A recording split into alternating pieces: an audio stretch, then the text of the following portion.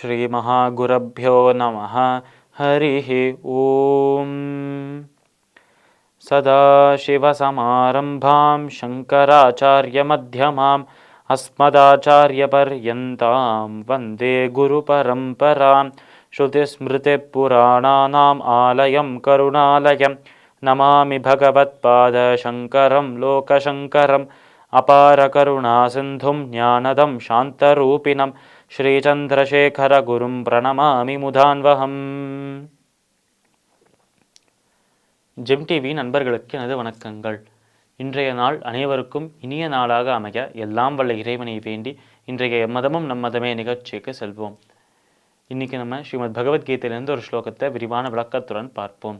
கிரீட்டினம் கதினம் சக்ரினம் ச தேஜோ ராசிம் சர்வதோ தீமிமந்தம் பஷ்யாமி த்வாம் துர்நிரீக்ஷ்யம் சமந்தா தீமானலோலார்க்கத்யுதிமப்ரமேயம்.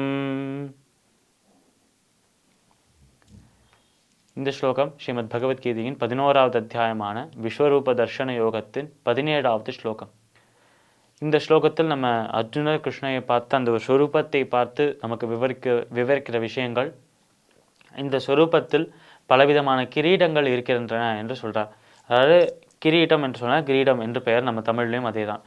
அதனால் இப்படி ஒரு பல தலைகள் இருக்குது அந்த ஒரு ஸ்வரூபத்திற்கு, பல முகங்கள், பல தலைகள், பல சரீரங்கள், பல உடல்கள், பல வயிறுகள், பல கைகள், பல கால்கள் இருக்காம் அந்த ஒரு சுரூபத்திற்கு.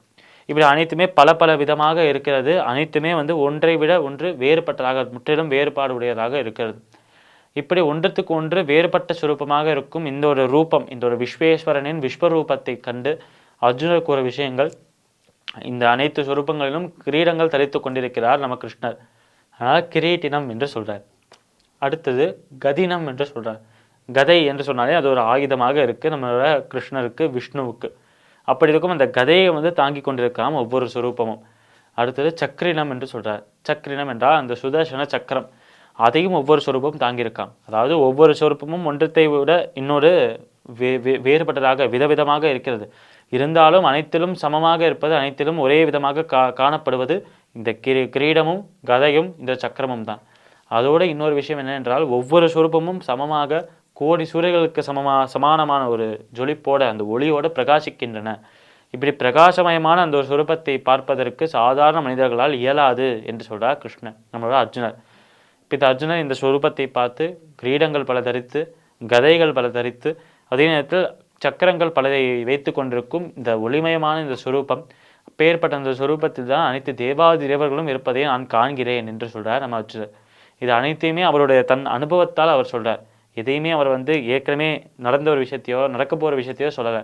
அந்த சமயத்தில் அர்ஜுனர் அந்த குருக்ஷேத்திர போர்க்களத்தில் அந்த போர் நடப்பதற்கு முன்பு அவர் கிருஷ்ணரோடு பேசிக்கொண்டே இருக்கும்போது திடீர்னு சரி உன் ஆசையை நிறைவேற்றுகிறேன் என்று கிருஷ்ணர் அந்த சுரூபத்தை காட்ட, திவ்யமான பார்வையை தர, அந்த அழகான அந்த ஒரு ஆக்ரோஷமான சுரூபம், அந்த ஒரு ஒளிப்பொருந்திய சுரூபத்தை பார்த்து நம்மளோட அர்ஜுனர் வியந்து போய், விஸ்மயம் என்று சொல்கிறாய நம்ம சஞ்சயர், விஸ்மயமாகி அது அப்படியே வியந்து போய் ஆச்சரியத்தில் உறைந்து போய் நின்று தன் கண்ணால் பார்க்கக்கூடியதை, கண்கூடாக பார்க்கக்கூடியதை நமக்கெல்லாம் விவரித்து சொல்கிறார் என்பதை இதிலிருந்து புரிந்து கொள்ள வேண்டும்.